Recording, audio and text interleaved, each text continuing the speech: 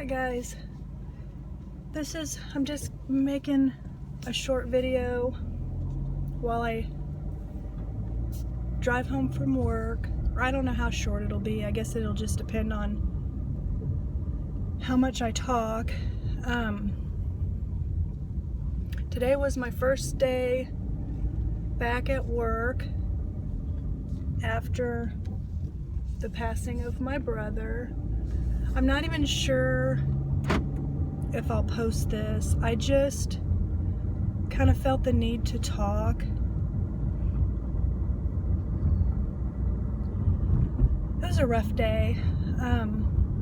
Not because anybody at work bothered me or anything, but it's like even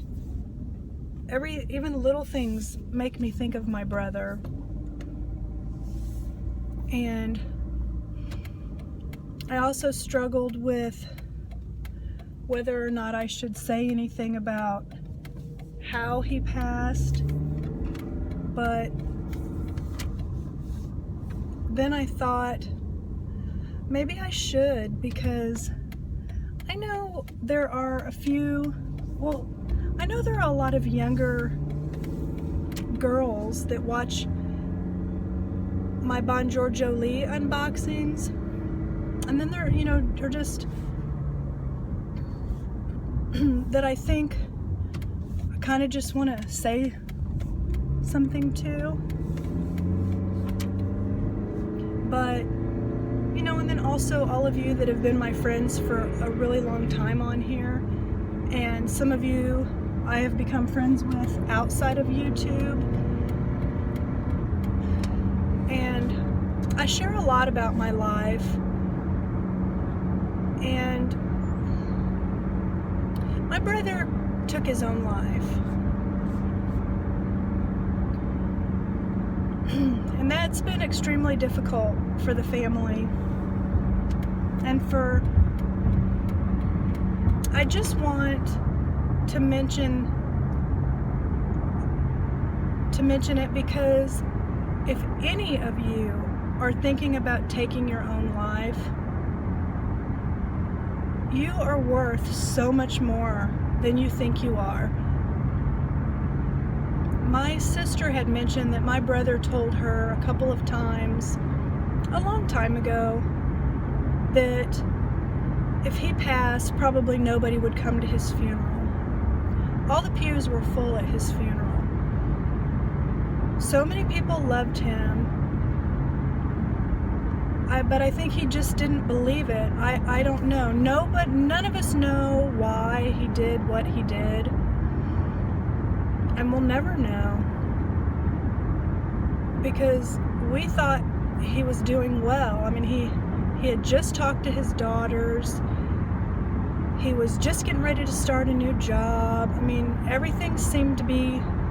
He was going to get married next year. It just seemed like everything was going well. So it's been such a complete shock. And I think if I know that they always say, and it's so true, that suicide is a permanent solution to a temporary problem. And that is so true. And my brother, I think if he would have been in his right mind and would have tried to look to see how bad this was going to impact his daughters, all of us, I don't think he would have done it. I just don't.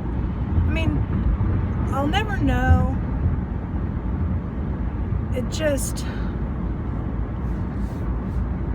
It's been so painful, because you think about what could you have done. Could I have talked to him more? The last time I talked to him was on September 29th. Everything seemed normal. He knows how much I love Halloween, and he sent me this really cool video of It was like on the outside of somebody's house, like a projection of a ghoul. It was so neat. And I responded that, wow, that's really cool. I love that. And he was like, I love you, big sis. I still have that message, and I'll keep it forever. I mean, unless for some reason, maybe I should screenshot it. But, you know, I was the big sister. And I wish he would have called me for advice or something if he was feeling like he wanted to take his own life. I mean, he was talking about the future with his daughters that same day, so it just seems like it must have been impulsive. You know, planning to see, he had a to granddaughter who was 9 months old, sweetest little thing. He was so excited to have her, and his daughter, who's the mom of his granddaughter, lives a few hours away from him, and so he had gone and visited, and he was planning on visiting again. And his oldest daughter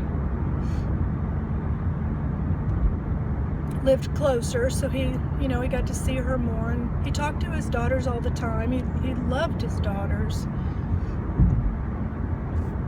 It's hard for me to understand why he would want to leave them. I mean, if he could have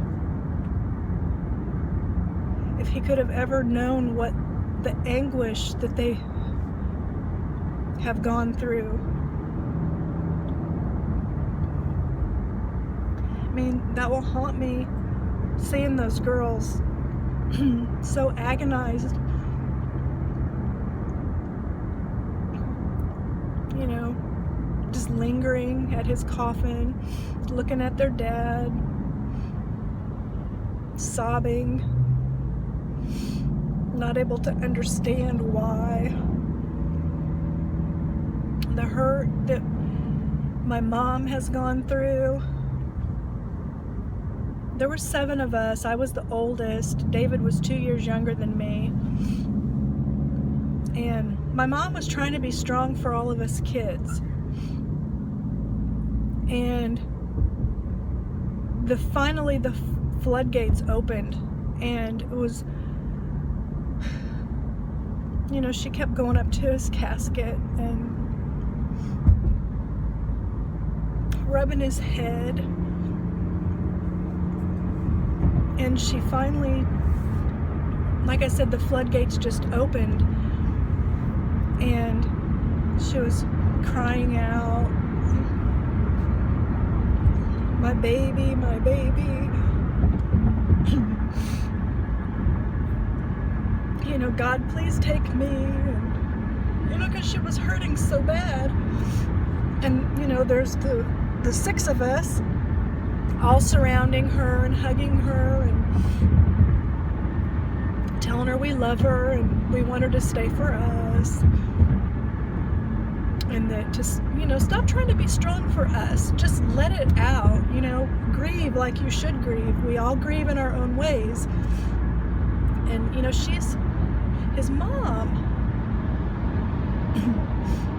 The pain of a mother losing their child, I don't think any of us can understand unless it happens to us. God forbid. But that was horrifying for me to see my mom like that. It just broke my heart. I mean, I feel like I have a hole in my heart. I can only imagine how she feels.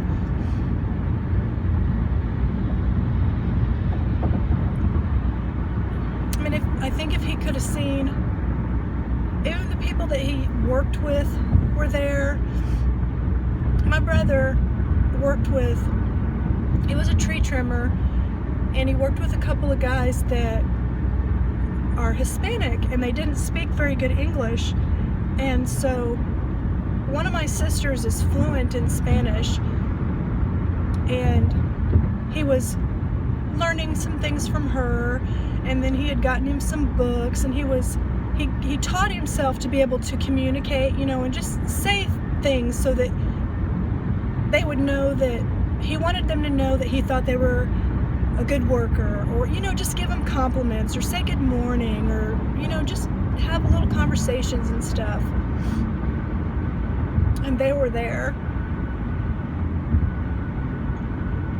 Of course, his daughters, and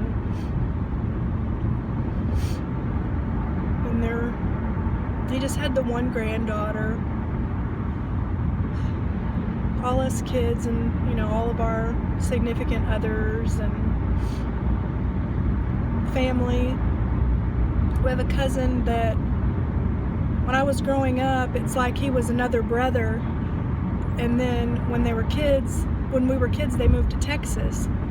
But he still always kept in contact with David because they were like brothers, and he came. So it was good to see him. And then makes you really appreciate your family. You let life and work and just everything get in the way. And we've been, even if it's a little thing, like just a text. How are you? I'm thinking of you.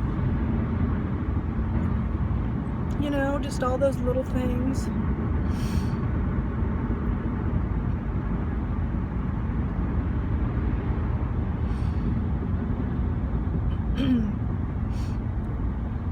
Most of my siblings all live in Missouri like I do, except I have one that lives in Iowa. He comes and visits regularly, and then I live on the Kansas City side of the state, and the rest of them all live on the St. Louis side of the state. So they're all close, where they can be together more. And then if I want to see them, I have to travel about 4.5 hours, and I'm going to try to go down there more, because it's easier for me, even if I just go by myself without my family or without my husband or my kids. It's easier for one person to travel than it is for all of them. And a couple of my brothers have houses that they said we wouldn't even have to pay for a hotel every time. We could stay with them. They have extra rooms, stuff like that. So I'm going to try to make a point to go visit more often.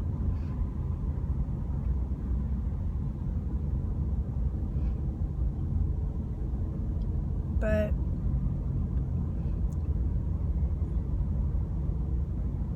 I just felt like I needed to talk a little bit.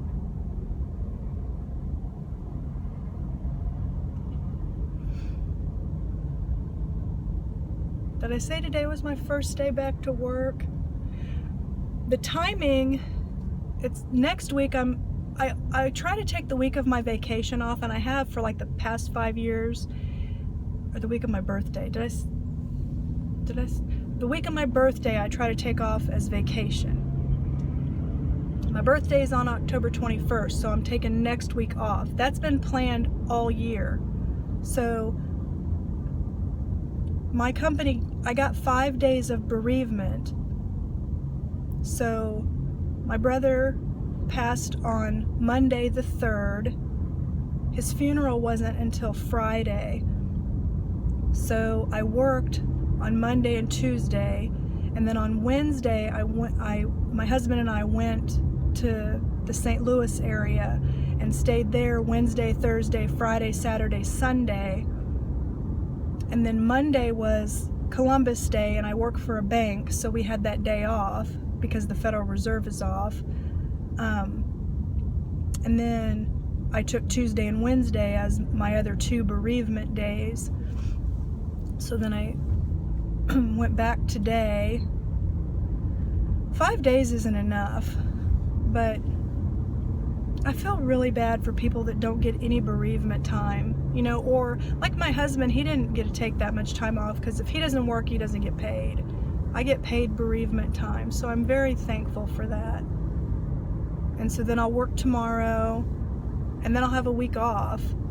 So, with just starting this new job with this new boss, I almost felt like maybe I should change my vacation.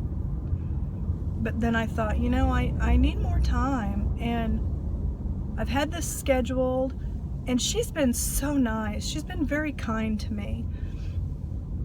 And so she's not gonna, and well, anyway, I'm gonna take my vacation. And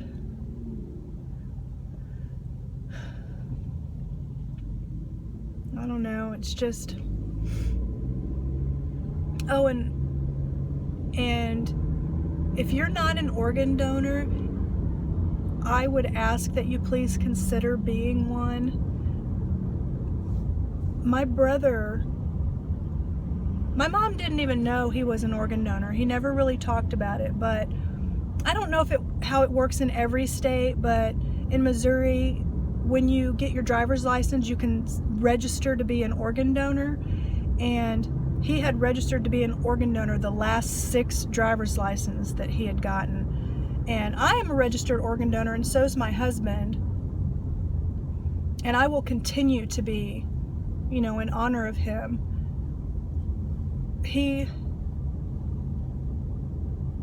Did you know you could help 58 people if you are an organ donor? If you're an organ and tissue donator, we know that his heart went to a child who needed a heart transplant, and we know that his tissues, his skin, went to Shriners for burn victims.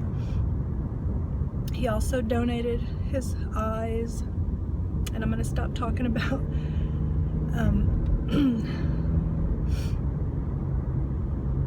but if they're able to harvest everything that they can, you can save or improve the lives of up to 58 people,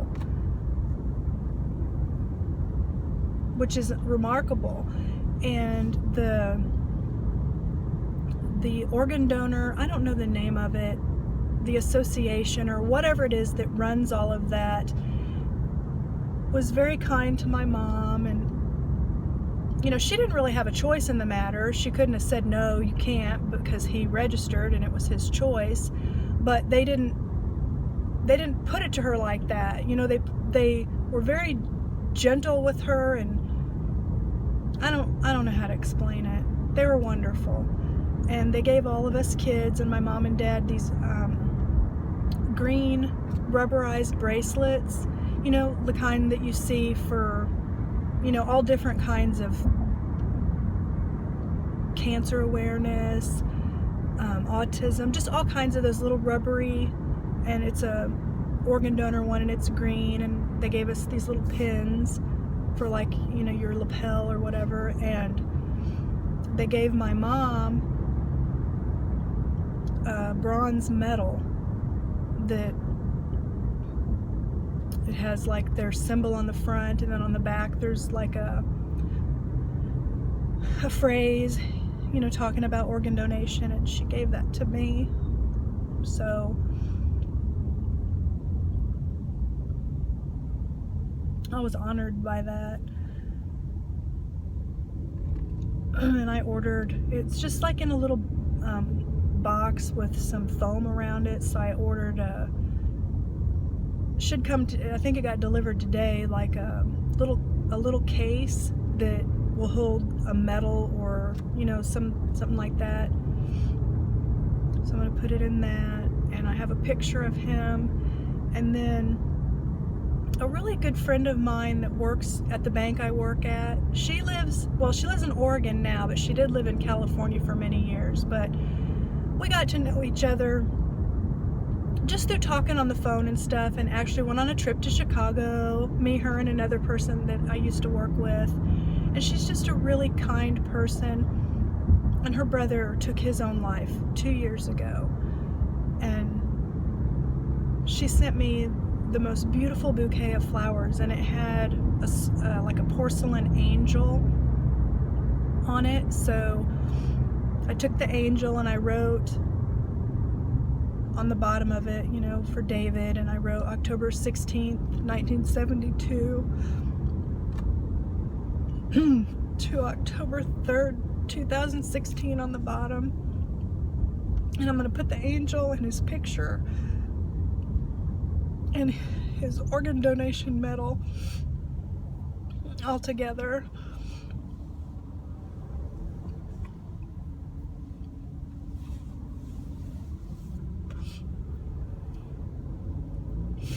You know, just like a little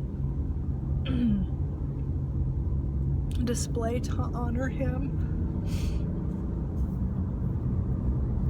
So anyway, I mean, my main point, and even making a video at all, was I wanted to talk. I need to talk, and to say genuinely, please don't commit suicide. It truly is a permanent solution to a temporary problem. It truly is. And it hurts so many people. Every time I feel like I just can't take it, you know? I mean, I have my kids and my husband, and I'm thankful for them. And I think about, when I get so full of grief, I just think about things I'm thankful for. But then I also think, it kind of helps me to think of the families that were made happy by his organ donation. We'll never know who they were, and I don't want to know who they are. You know, they shouldn't have to say who they are or anything. I just picture the happiness, you know, of like the family whose child needed a heart transplant, and they finally got it after who knows how long of waiting, and, you know, that kind of thing. So, and my brother also, he loved nature. He liked to take walks in the woods and learn about trees and all different things. And on one of his excursions, he found this big sycamore tree, this gigantic tree that's still alive, but most of the trunk is hollow. It's like got enough of the trunk to where it's sustaining life, but it's hollow. I mean, there's like a big opening, and you can crawl in, you can get in there. And he just called it his sycamore tree. He wouldn't say where it was. Like, he put a little video on Facebook of him in his sycamore tree. He's like, here I am in my favorite sycamore tree, where he kind of just panned around and showed the tree. Well, his girlfriend, or his fiance, he had taken her to it, so she knew where it was. So I didn't go. I was staying. I just wanted to be by my mom. But some of my other siblings and his daughters and the cousin that came from Texas, several of them went to see the sycamore tree. All of them fit in the tree at once. And they took a bunch of pictures, you know, of them in the tree, and did like a little video and stuff. So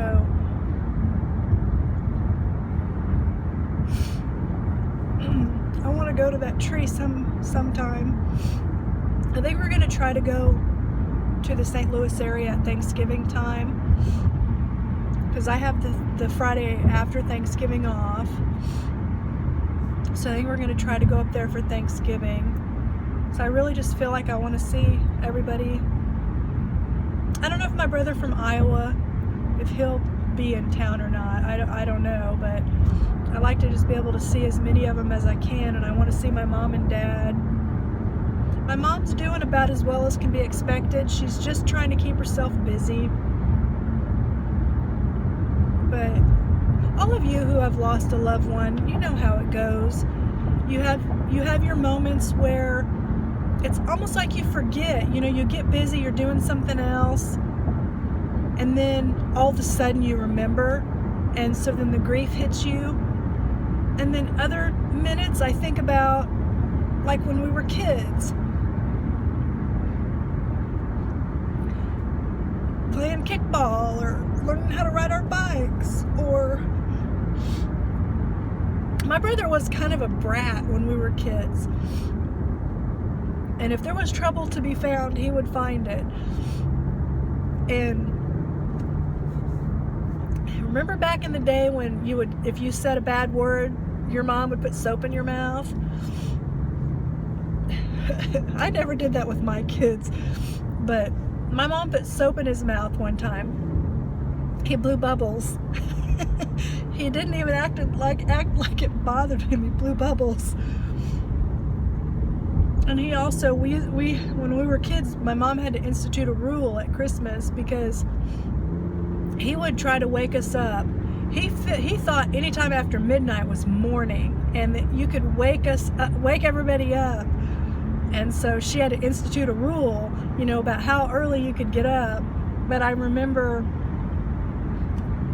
sometimes it'd be 3 o'clock in the morning, and he'd be so excited, and he'd be like, Angie, look at that present, it's yours. Shelly, look at this present, it's yours. David, look at my presents. And he was always just so excited. And I can remember, like, right after Thanksgiving, sitting down and drawing out homemade calendars, to count down the days to Christmas, and putting up little Christmas trees in our rooms, or little decorations. Or my mom used to play Elvis's Christmas album, like with White Christmas and stuff. She played that a lot at Christmas time, and I can just vividly remember sitting at the table eating oatmeal in the morning before school and listening to that radio or listening to that album, and the Christmas tree all lit up, and talking about what we wish we could get for Christmas. Or back when David and I were kids, we would go through the Sears or Penny's catalog, and we'd pick out everything we wanted, which was way more than you could ever get. He was just always so excited about Christmas, and that never went away. He stayed that way. He was like that with his kids. Always so excited about Christmas. And I remember learning to... Our birthdays are only 5 days apart.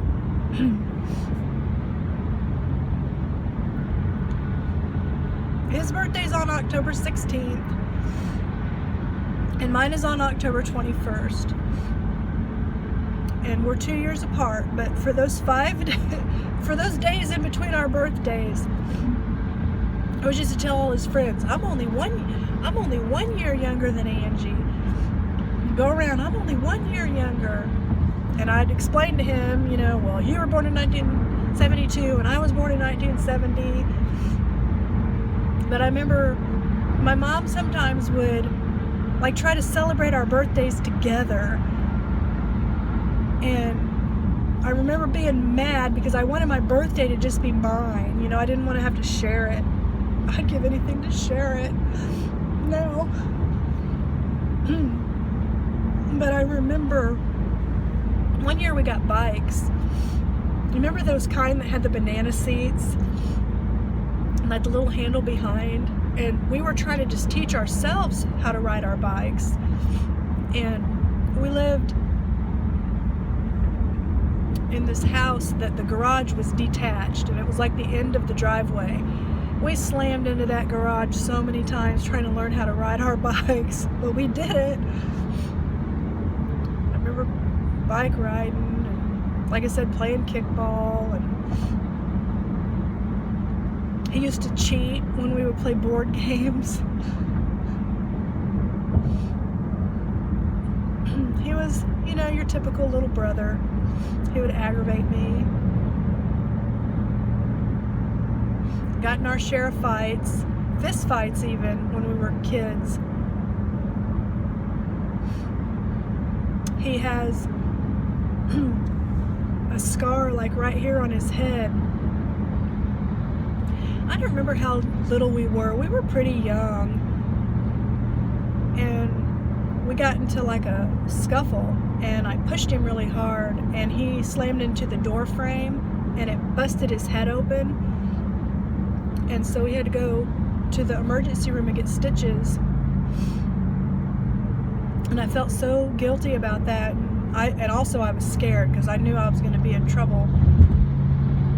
But he begged my parents to not let me be in trouble because he said it was his fault for aggravating and fighting with me. And then when he got back from the hospital, he made sure to bring me a sucker. You know how they give the kids the safety suckers? And he brought me a sucker. It's like, it's just those little things I keep thinking about. And how I never will get to talk to him again.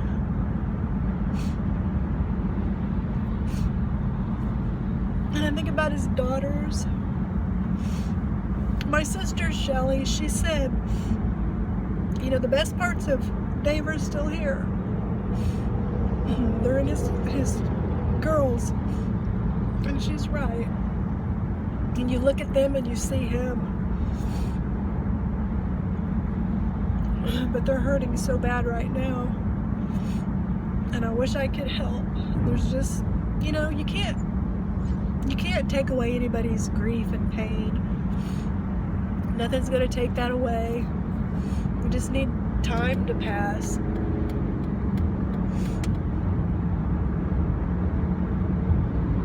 So, what I thought was gonna be a short video has turned into 30 minutes. I'm gonna think about it before I upload it. So I'm not sure. I don't know. I really do. I want to say it again. Especially if you're young. And I know sometimes it seems like you can't take it anymore. When I was a teenager, tried to commit suicide. We used to move so much. And it's really hard on you. And I remember one more time being told we're gonna move. I was in high school by that time, and it's so hard to make friends when you're the new kid in high school. And I think I went to like 5 high schools. And this was in the middle of the year. You know, it's even harder when it's in the middle of the year. And my mom had these diet pills. And they're virtually speed. And I felt like I don't want to move anymore. I can't do this anymore. I can't take it. I can't try to make new friends. It's so hard. I just don't want to do it anymore. And I remember she kept those pills on the top of the refrigerator, grabbing that bottle and swallowing a whole bunch of those pills, laying down in my bed thinking I'm just going to go to sleep and it's going to be over. And then I felt my heart racing, and I started thinking about what it was going to do to my mom. And I went and told her, and she rushed me to the hospital. I had to get my stomach pumped, which was not a pleasant experience. Put a tube down your throat or down your nose into your stomach, and they pump everything. And they put a bunch of liquid and pump everything out, and then they put charcoal down there, down in your stomach to filter out. And then I had to see a counselor while I was in the hospital, and who determined that I didn't really want to die. I was just trying to send a message. We still moved. But you know what? If I wouldn't have told my mom, if I would have just taken those pills and just laid in that bed and let myself die, I wouldn't have my husband. I wouldn't have my kids. My mom wouldn't have grandkids. Who knows what it would have done to her, you know? It's just, but again, it was gonna be, I had a temporary problem. You know, I made it through all those moves. And then, you know, eventually I met my husband. If we wouldn't have moved so much, I would have never met my husband. So I would have made a permanent solution to a temporary problem. But at the time, it felt like the end of the world to me. It's not the end of the world.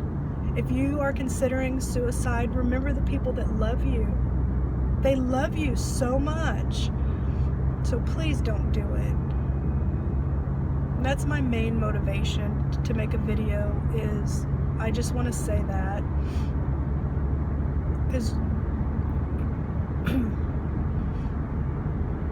and I know when people are going through things, it's it's hard for you to believe at the time that things are going to get better, or that they could even get better. There's no possibility of them getting better.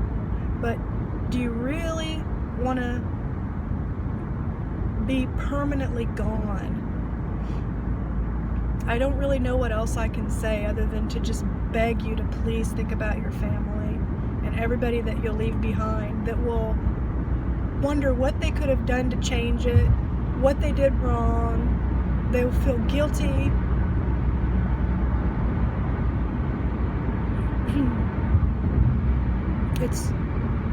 It's not a good thing. So, I guess that's it. But if I do upload this to YouTube, thank you. I got so many lovely comments on my short video, and I am going to take another week, and then I probably will start up my weekly vlogs again, because it does help me to talk. It really does. And I have met so many wonderful people on here. You guys are amazing. You really are. And just with those nice comments, good advice, just little things you say make a difference. They really do. And I want to say thank you. So I'm going to close for now.